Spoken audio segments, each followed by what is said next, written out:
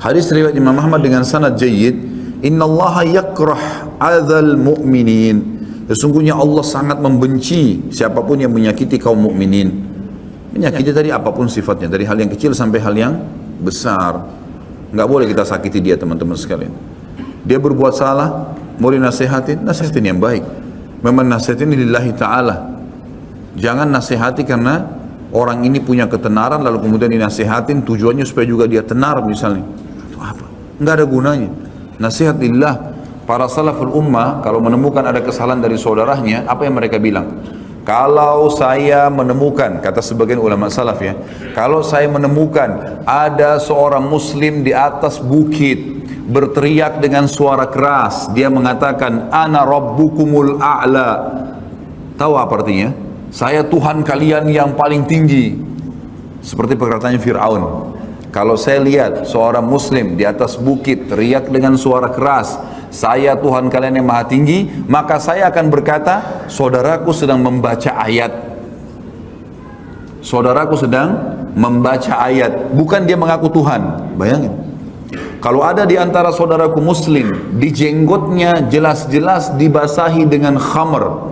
Biasanya orang kalau minum tumpah di jenggotnya kalau jenggotnya panjang. Maka saya akan mengatakan khamr itu tertumpah atau ditumpahkan orang lain padanya. Saya tidak akan mengatakan dia minum khamr.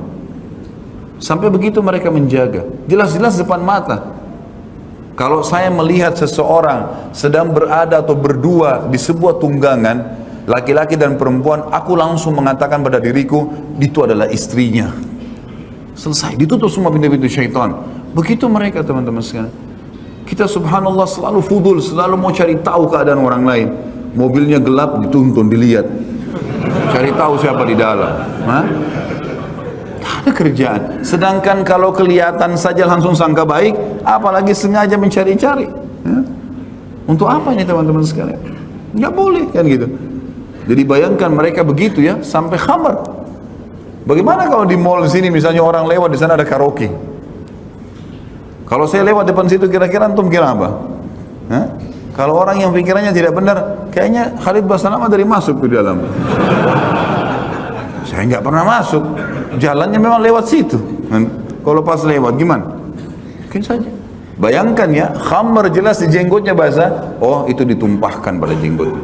Jalan satu tunggangan bersama perempuan. Oh, itu istrinya. Kecuali jelas-jelas kita tahu itu kemungkaran, wajib kita ingkar mungkar. Hukum zahirnya sangka baik.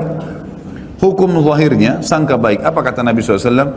Janganlah seseorang di antara kalian menceritakan kekurangan atau kesalahan sahabat-sahabatku karena aku ingin keluar bertemu dengan mereka dalam kondisi dadaku lapang. Nggak ada masalah sama mereka. Nabi SAW larang tuh orang datang ngeluh-ngeluh, ngadu-ngadu, si fulan begini, si fulan begini, si fulan begini. Itu nggak ada dalam adab seorang muslim. Banyak orang begitu semua di majelis ilmu datang. Bagaimana ustadz ini, bagaimana si fulan, bagaimana si fulan. Itu apa? Apa manfaatnya? Daripada antum perbaikin diri sendiri daripada sibuk dengan keadaan orang lain. Kalau kemungkaran ingkari, kalau kebaikan dukung. Selesai, sederhana kok. Kau repot-repot ceritain ke orang lain. Kecuali kita sedang menghadapi masalah, kita butuh solusi, silahkan tanyakan, gitu kan? Da' ma yaribuka ila ma la yaribuk, kata Nabi SAW. Tinggalkan sesuatu yang tidak bermanfaat bagimu kepada sesuatu yang bermanfaat bagimu. Artinya ada pahalanya. Kalau nggak ada pahalanya untuk apa? Apalagi masuk ke ranahnya seorang muslim. Hati-hati. Hati-hati teman-teman sekalian. Antum di sini tinggal di apartemen. Mungkin banyak beragam macam model tetangga. Kita sangka baik teman-teman sekalian. Sangka baik sambil doakan. Kalau jelas-jelas kita tahu orang itu buruk, berzina, kita tahu dia, datang nasihati, tutupi aib itu. Siapa tahu dapat hidayah. Dari mana kita tahu? Bukankah banyak di antara kita yang hadir di sini teman-teman gara-gara dengar sebuah kisah orang soleh jadi baik? Bukankah kita bisa dengar sebuah ayat atau sebuah hadis kita jadi baik? Nah, itu penting kan? Nasihatin. Jadikan semua orang muslim yang belum faham agama, jangan tiba-tiba su'dzon, sangka buruk dengan dia, atau tiba-tiba melaknatnya, atau apa saja, atau menganggap remehnya, padahal sebenarnya memang belum pernah sampai dakwah kepadanya. Belum pernah sampai dakwah kepadanya, gitu kan? Sebagian ulama salaf mengatakan, aku kalau sudah menasihatin saudaraku muslim, sementara dia belum bisa menerimanya dan berubah, maka aku akan merasa dirikulah yang salah dalam menasihatinya. Bukan orang lain dikatakan salah. Ini orang sudah kita nasihatin, kamu sholat itu wajib gini-gini. Dia nggak mau sholat. Maka apa perkataan ulama salaf dulu? Kalau saya sudah menasihatin seorang muslim dan dia belum berubah, aku akan berkata pada diriku sendiri kalau caraku atau retorikaku yang salah sehingga orang ini tidak menerimanya. Bukan orang lain langsung disalahkan. Orang itu sudah saya nasihatin, tidak usah nasihatin percuma, larang semua orang nasihatin. Hah? Orang buruk tuh, semua orang tahu buruk gara-gara dari dia. Padahal dia baru nasihatin sekali. Hah? 2 kali, 3 kali, 100 kali. Nabi Nuh AS berdakwah 950 tahun, sabar, gitu kan?